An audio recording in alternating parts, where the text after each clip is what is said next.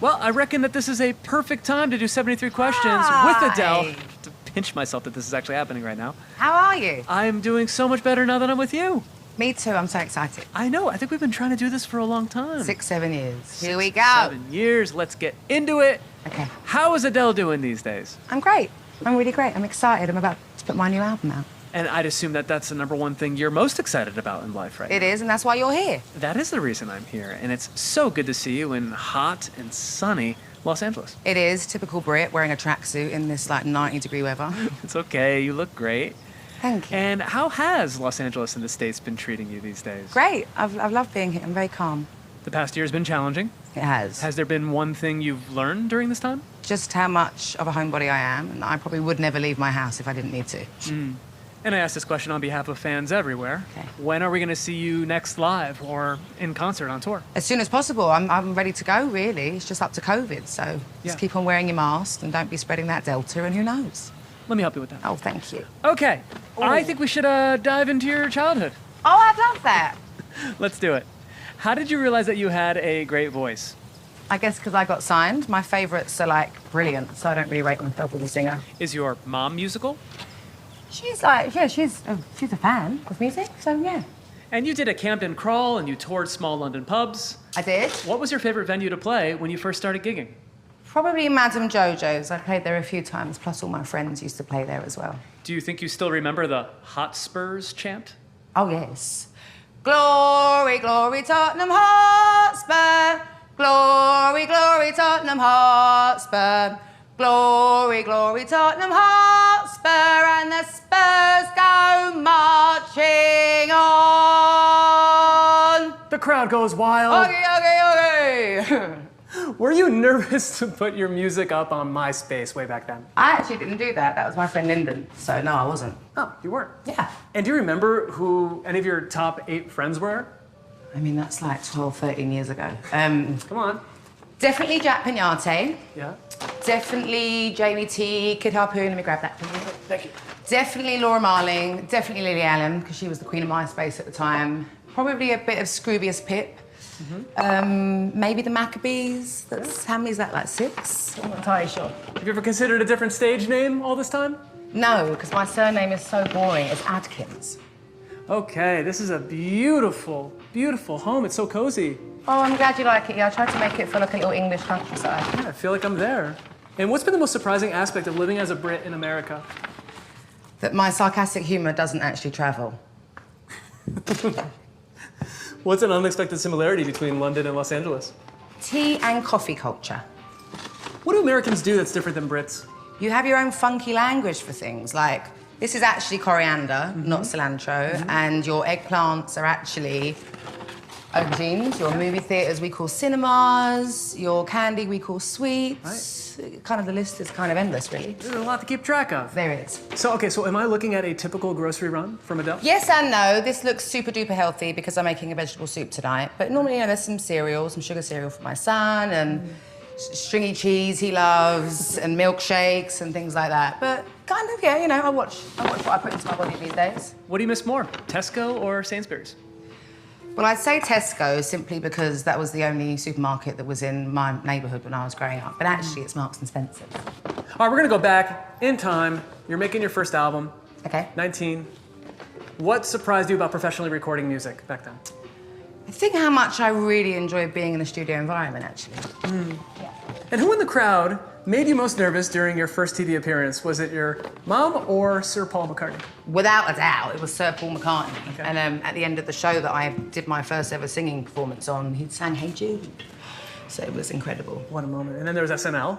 There was. What was the scariest thing about performing live on SNL? Live TV in America in general, but also I knew that a few extra people were tuning in because of Sarah Palin, so I definitely shat myself. Yep, that happened. And you became a star. And how did you handle being recognized in public? I don't love it, but ever since 21 sort of came out, really, my hair gets bigger, my makeup gets thicker, and my dresses get bigger so that I practically look a bald eagle or something like that in day-to-day life. Do you mind if I take a gander at your bookshelf? Oh my goodness, please do. There's some good ones up there. Yeah. Okay. What's the best movie that you've watched recently? Probably Minari. And do you think it's true that you can learn a lot about a person based on the books that they keep? Well, I would say that, but I don't know that many people that have real books in their house anymore. They seem to have Kindles, or they just don't read at all, or on their phone or something like that. So I'd say back in the day, yeah. All right. Well, now we're 21 years old. You're recording the second album, 21. Yes. What did your diaries throughout the songwriting process look like then? Drunk, chaotic, distressed, very, very sad.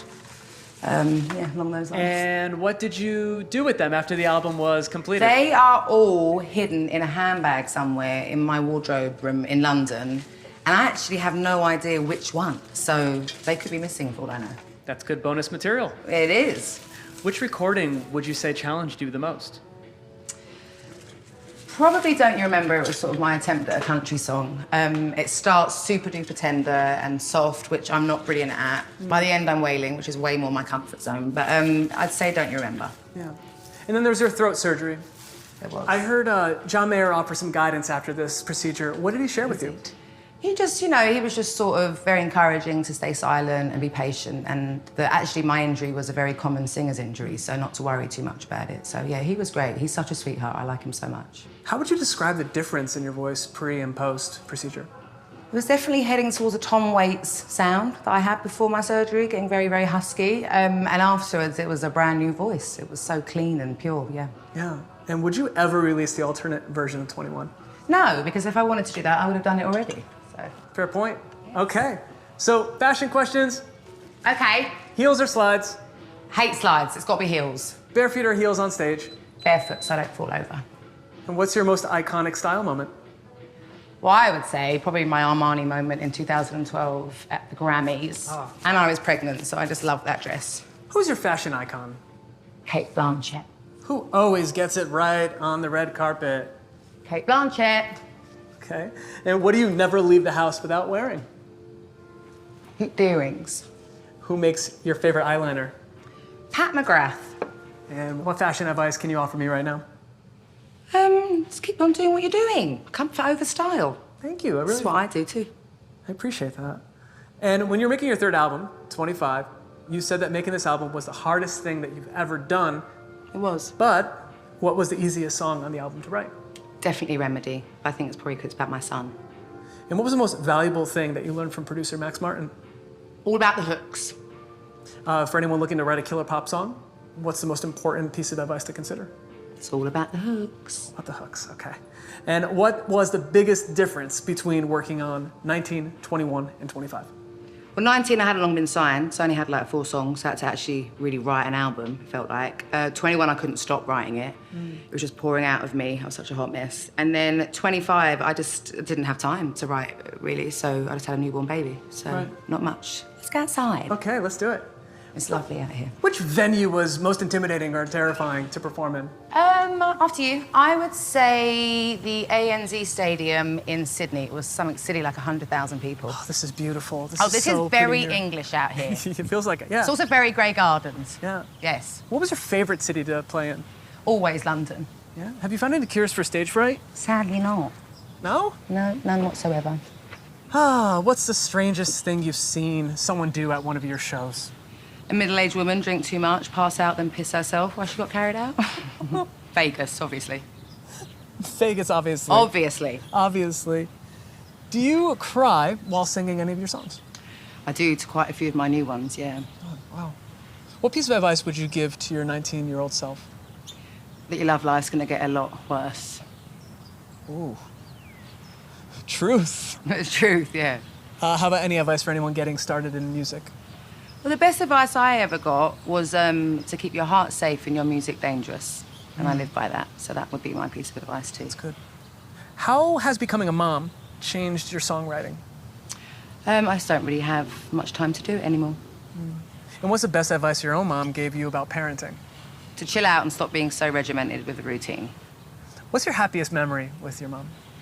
Probably when she moved back in with me when I was 21. I was really falling apart and she lovingly put me back together. So sweet.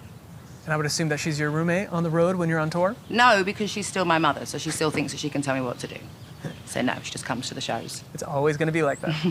And why was it important for you to support victims of the Grenfell Tower fire? Just felt like I had to. It was right round the corner from where my house in London is. And it was, you know, it overtook the UK. We couldn't believe that there was a building like that in the middle of